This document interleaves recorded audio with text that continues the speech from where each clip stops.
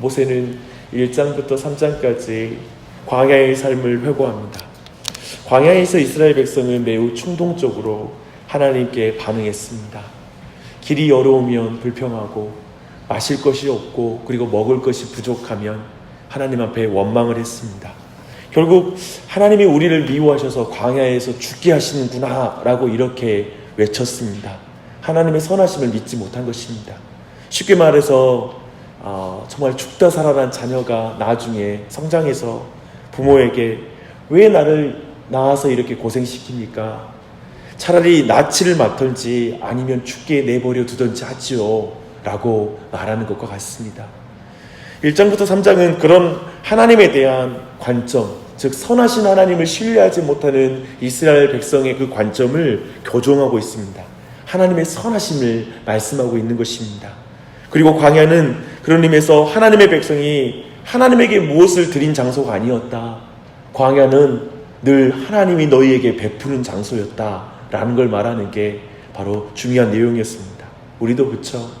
이 광야의 길에서 우리가 주님께 뭘 드렸다는 게 아니라 늘 이곳에서 주님께 받았다는 사실을 기억하는 것, 그것이 너무나 중요합니다. 그렇게 선하시다는 사실을 알려준 것입니다. 이렇게 과거를 회상함으로 말미암아 이제 미래를 향해서 나아가도록 하는 게 신명기입니다. 늘 돌아봄을 통해서 바라보게 되지 않습니까? 그래서 그 일을 하는 것이죠. 이제 4장에서 모세는 크게 두 가지를 말하고 있어요. 그 첫 번째는 어떻게 가나안 땅을 정복할 수 있는가라는 질문에 대한 답입니다. 1절 보십시오. 이스라엘아, 내가 너희에게 가르치는 규례와 법도를 듣고 준행하라. 그리하면 너희가 살 것이요 너희 조상의 하나님 여호와께서 너희에게 주시는 땅에 들어가서 그것을 얻게 되리라 라는 것이죠. 땅을 얻는 비결은 군사 전략이 아니라 바로 하나님의 말씀에 순종하는 것이다 라고 말씀하고 있습니다. 그래서 하나님의 전쟁은 거룩한 전쟁이라고 부릅니다. 전쟁을 하는 방법에도 구별되기 때문에 그렇습니다. 독특하기 때문에 바로 거룩한 전쟁입니다. 좀 더 보십시오. 1절, 5절, 14절을 보면 하나님의 말씀이 하나님의 군대의 중심에 있어야 된다는 걸 분명히 말하고 있습니다. 2절을 보면 여기에 아무것도 가감해서는 안 된다고 또 말씀하고 있어요. 생각해 보십시오.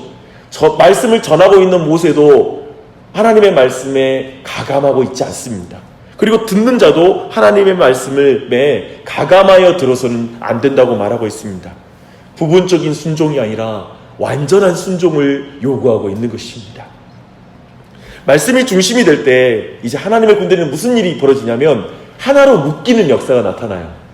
그래서 10절 말씀이에요. 나를 위하여 백성을 모으라. 내가 그들에게 내 말을 들려서 라고 말합니다. 오늘날에도 동일합니다. 교회를 하나로 만드는 것은 진리입니다. 교회를 하나로 만드는 게 좋은 레크레이션 프로그램도 아니고 좋은 친교 모임도 아닙니다. 오직 하나님의 진리인 줄 믿습니다. 반대로 교회를 깨뜨리는 건 뭘까요? 하나님의 말씀에 불순종하는 게 교회를 깨뜨리는 거예요. 생각해보면 그래서 교회를 하나 되고 깨뜨리는 이 원리 안에서 우리는 인간적인 마음으로 하나가 될 수 없어요. 그냥 우리의 분위기로 하나가 될 수는 없어요. 온 교회가 하나님의 진리 앞에 순종하고 그 진리 앞에 엎드리는 갈망만이, 그 추구하는 중심만이 교회를 하나 되게 하는 줄 믿습니다. 그런 은혜가 있었으면 좋겠습니다. 이것이 분별이 되어야지 우리는 교회의 많은 문제가 교회를 분열시키는 요소가 아니라 진정 우리에게 하나님의 말씀에 대한 갈망이 없어서 이렇구나 라는 이런 분별법이 생깁니다. 그래서 그런 것은 매우 중요하죠. 말씀을 중심으로 하나가 된 이스라엘 백성은 어떻게 될까요? 말씀 보니까요, 6절 말씀 보니까 이방인이 칭찬하게 될 것이라고 말하고 있습니다. 왜 그럴까요?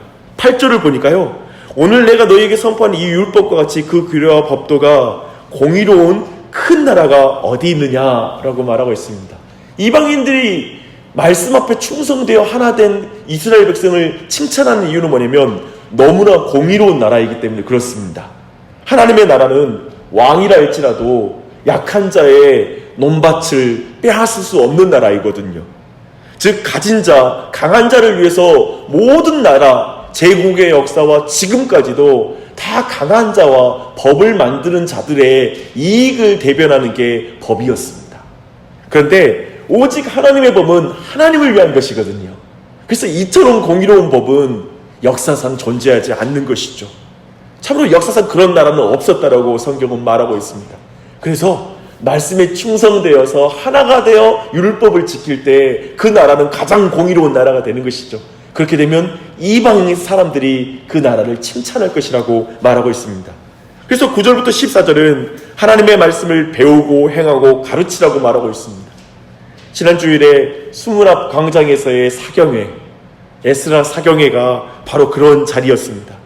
가정마다 말씀을 배우고 행하고 가르치는 은혜가 있길 바랍니다. 아멘. 우리 교회가 그런 은혜가 있었으면 좋겠습니다.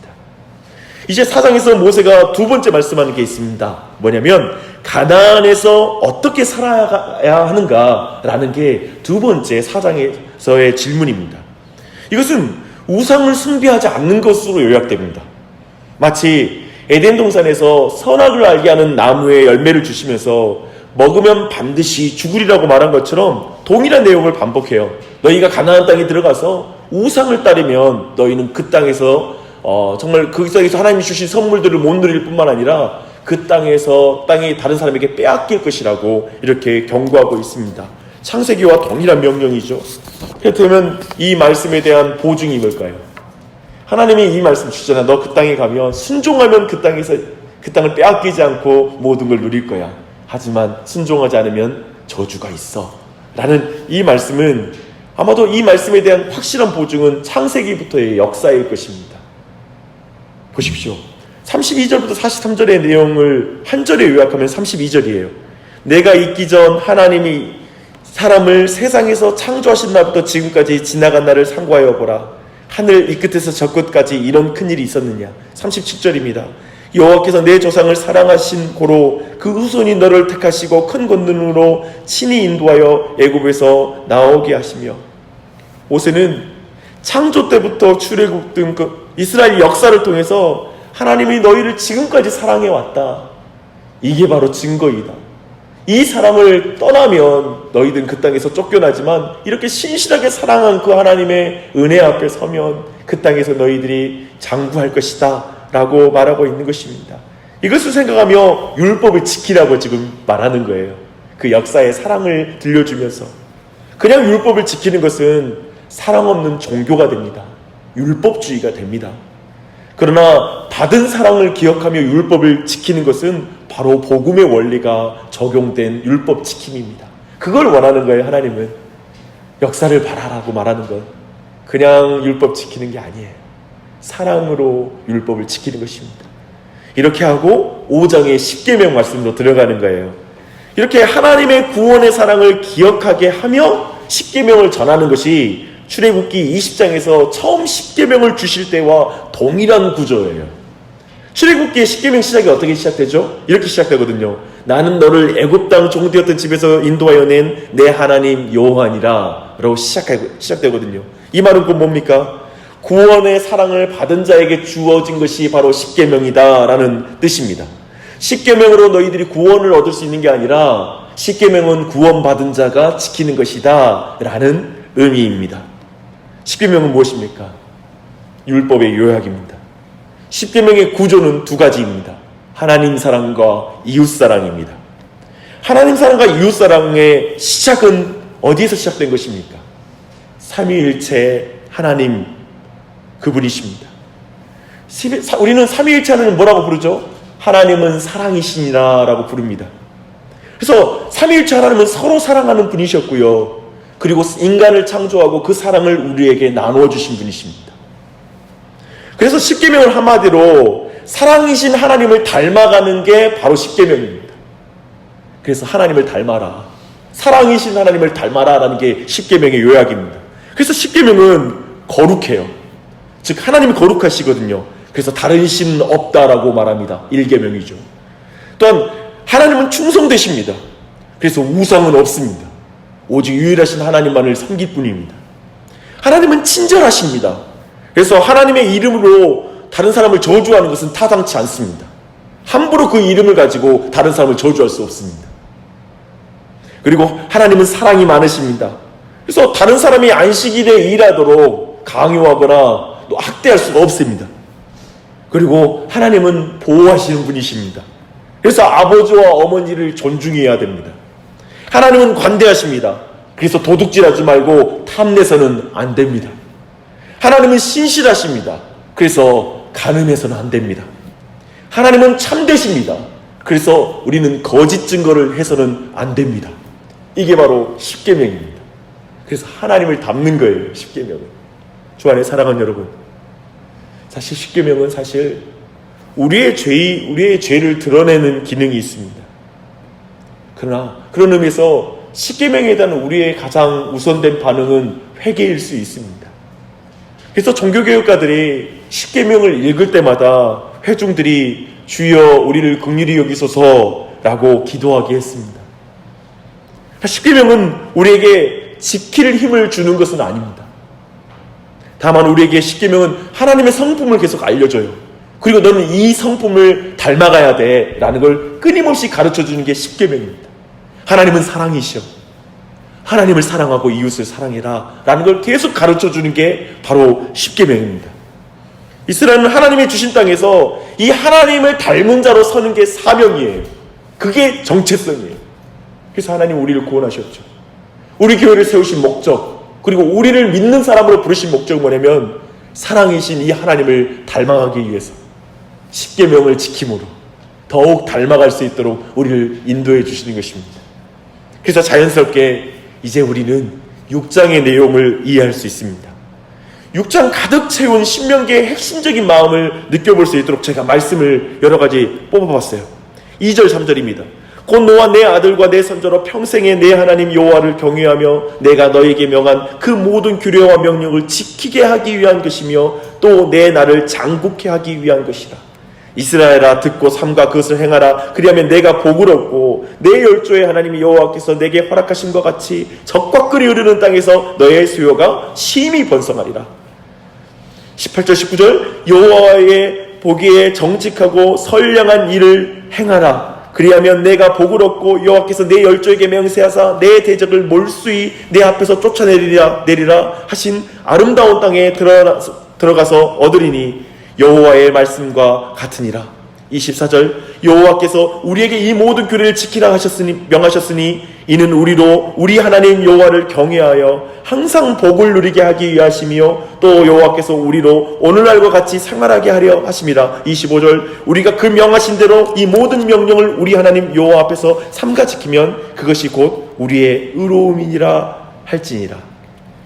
십계명을 주시고 율법을 주신 목적이 뭐냐면 내 백성을 행복하게 하기 위하여, 내 백성에게 복 주기 위하여, 내 백성을 의롭게 하기 위하여, 내 백성을 멋지게 살게 하기 위하여.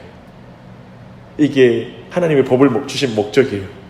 우리에게는 너무 무거운 것 같고 못 지켜서 죄책감을 주는 것 같은 법이 아니라 사실 우리를 더욱 온전하게 하고 행복하게 하기 위해서 신명기를 볼 때 이걸 주목해야 돼요. 이 법은 나 행복하라고 주신 거야. 나 복 주시려고 주신 거야 라는 그 중심을 잃어서는 안 됩니다. 하나님의 백성이 들어가 누릴 행복을 말하고 있는 게 신명기의 말씀입니다. 그래서 신명기는 몇 가지를 말하고 있어요. 첫째, 우리는 하나님을 경외해야 한다고 말하고 있습니다. 2절, 13절, 14절. 둘째, 말씀하시는 것을 행해야 된다고 말하고 있어요. 1절, 3절, 18절. 신명기에 행하라는 명령이 50회 나옵니다. 50번이나 행하라고 말하고 있어요. 굉장하죠. 셋째, 여호와를 사랑해야 됩니다. 4절과 5절. 넷째, 가르치라고 말하고 있습니다. 너무 중요해요. 그래서 4절부터 9절의 내용, 쉐마 말씀이라고 말하고 있습니다. 이스라엘아 들으라. 우리 하나님 여호와는 오직 유일한 여호와시니 너는 마음을 다하고 뜻을 다하고 힘을 다하여 내 하나님 여호와를 사랑하라. 오늘 내가 내게 명하는 이 말씀을 너는 마음에 새기고 내 자녀에게 부지런히 가르치며 길에 앉았을 때든지 길을 갈 때든지 누워있을 때든지 일어날 때든지 이 말씀을 강론할 것이며 너는 또 그것을 내 손목에 매어 기호를 삼으며 내 미간에 붙여 표로 삼고 또 내 집 문설주와 바깥문에 기록할지니라. 사랑하는 여러분, 하나님의 말씀을 경외하고 말씀을 행하고 말씀을 사랑하고 말씀을 가르치고 그리고 마지막으로는 뭐냐면 말씀을 기억하십시오. 너희가 가나안 땅에 들어가서 하나님의 복을 받고 누릴 때 말씀을 잊어버리지 마. 그때 말씀을 기억해라 라고 말씀하고 있습니다. 은혜로운 복을 받을 때 망각하지 말라고 말씀하고 있습니다. 오늘 말씀 가운데 정말 율법을 주신 선한 하나님의 의도를 잃지 않고 붙잡는 신앙이 되시기를 바랍니다.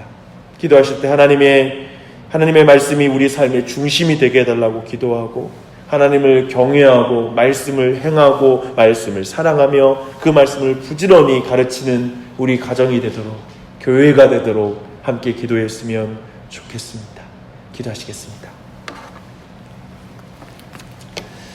하나님 아버지, 짧은 시간 신명기 4장부터 6장까지의 말씀을 이렇게 요약하며 나눴습니다. 지난 주일 말씀처럼 하나님의 말씀을 듣고 이해할 때 부흥이 일어나는 걸 믿습니다. 조금이라도 이 말씀이 주님 우리 자신과 온 교회에게 유익이 되어 주의 말씀을 이해함으로 말미암아 하나님의 음성을 듣게 해주시고, 그 말씀 앞에 듣고 행할 수 있는 은혜를 베풀어 주시옵소서.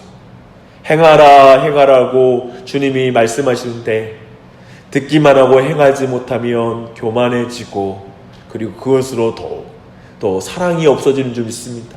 듣고 행함으로, 우리가 사랑을 행함으로 말미암아 하나님을 더 닮아갈 수 있도록 은혜 베풀어 주시옵소서.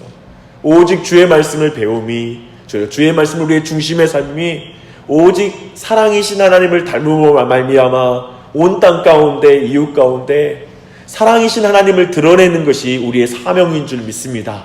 우리가 하나님 많이 닮은 사람이 될 수 있도록 이 한 날도 붙잡아 주시고, 화나는 순간, 그리고 우리를 흥분하게 하는 순간, 그리고 누군가를 미워하게 되는 순간에 오늘 이 말씀 기억나게 해주시고, 이 말씀의 능력, 오직 성령의 도우심 가운데 이 말씀을 온전히 지킬 수 있도록 은혜 베풀어 주시옵소서.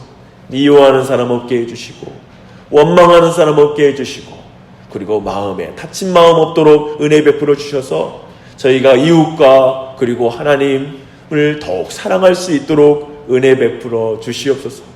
예수님을 더 닮아감으로 말미암아 이 한 날도 주님을 기쁘시게 하는 한 날이 되길 간절히 기도합니다.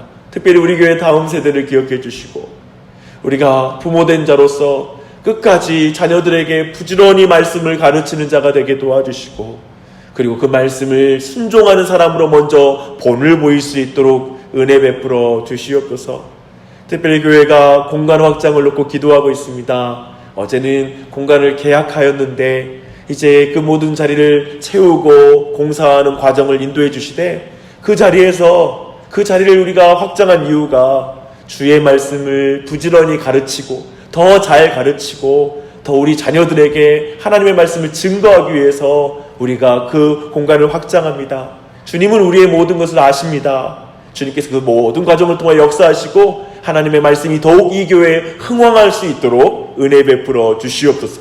이 아침에 소원을 가지며 기도하는 지체들에게 은혜 베푸시고, 기도할 때 한 사람 한 사람의 기도를 도와주시기를 예수님의 이름으로 간절히 기도합니다. 아멘.